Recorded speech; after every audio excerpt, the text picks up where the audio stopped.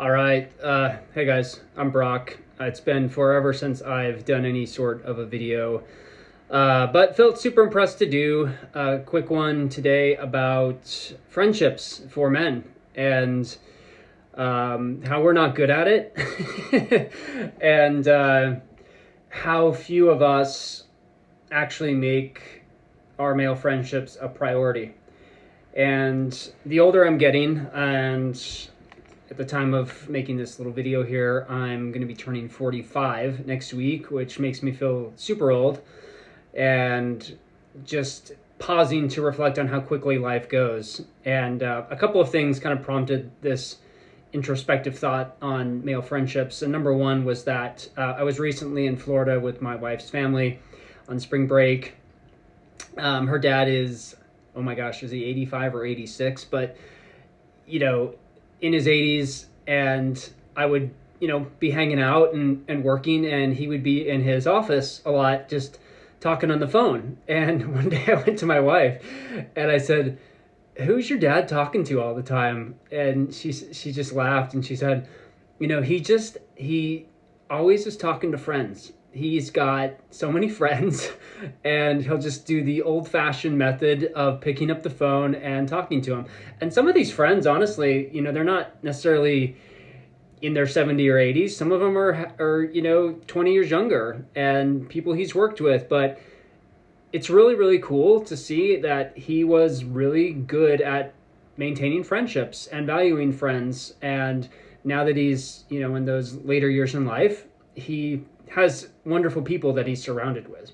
I was listening to this podcast today on Diary of a CEO, and I can't even remember the guest that was saying it. I've listened to so many lately, but he was saying how, this is really like an underutilized thing that men are not paying attention to, because we work our asses off in our 30s, 40s to, take care of young families oftentimes, or get ahead financially, or to achieve what we think success is.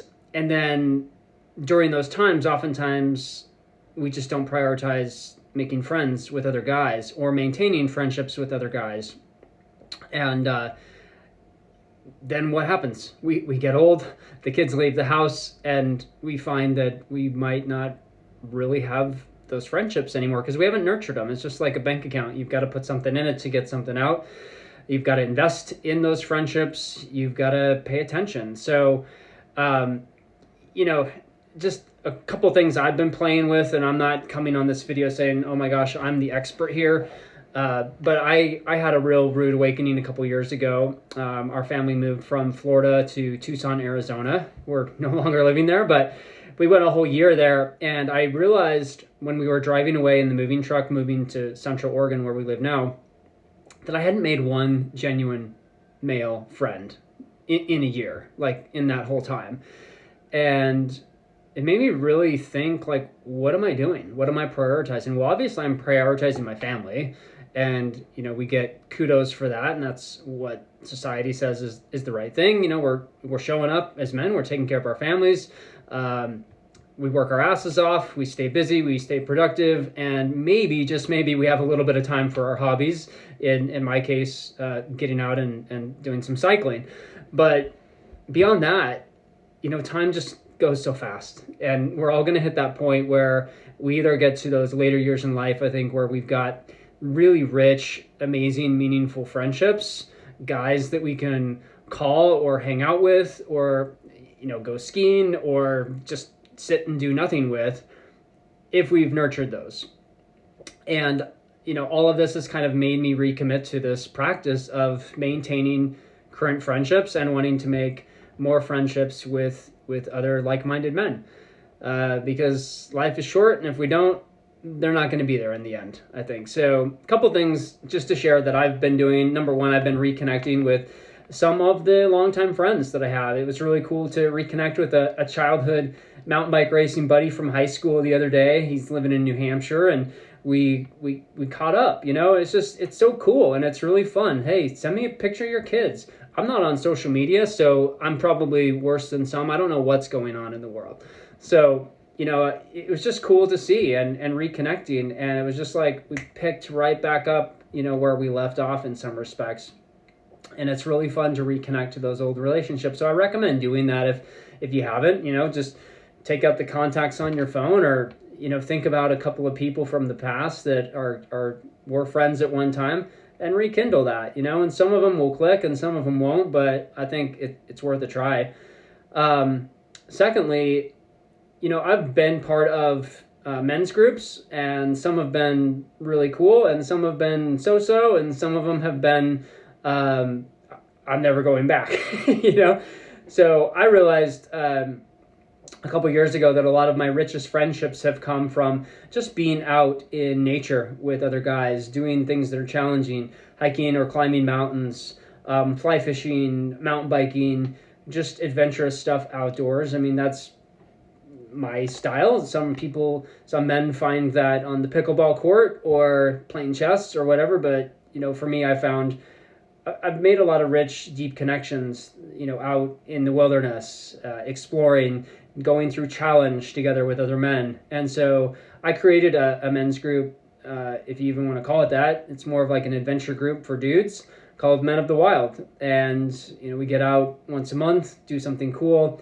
And I would just say, if you're not in a container currently where you're making those male friendships, or you're just relying on the friendships of your wife's friends or your kids' parents, create something that's niche, or start a group where you can actually start collaborating with like-minded men, and just for the purpose of having friendships. There doesn't always have to be an agenda. You don't have to start a mastermind group.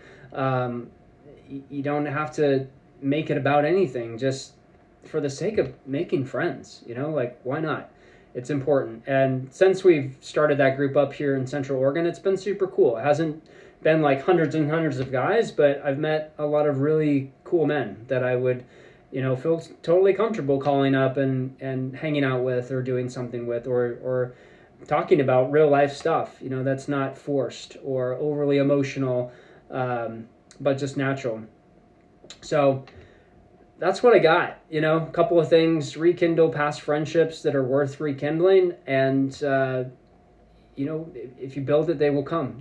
Start forging friendships with men who are like-minded, and get out and do stuff together, because life just goes by super fast. And I think in the end, whether the world collapses, the economy collapses, or God forbid, at some point your spouse passes away, or you lose family members, you want to have those friendships. So, be old school, like my father-in-law, pick up the phone and just call him, see what happens, or send a voice memo and reconnect. And I think, I know for me, when I get those messages, which come in rarely from other male friends, it's really cool. And I think men are super lonely.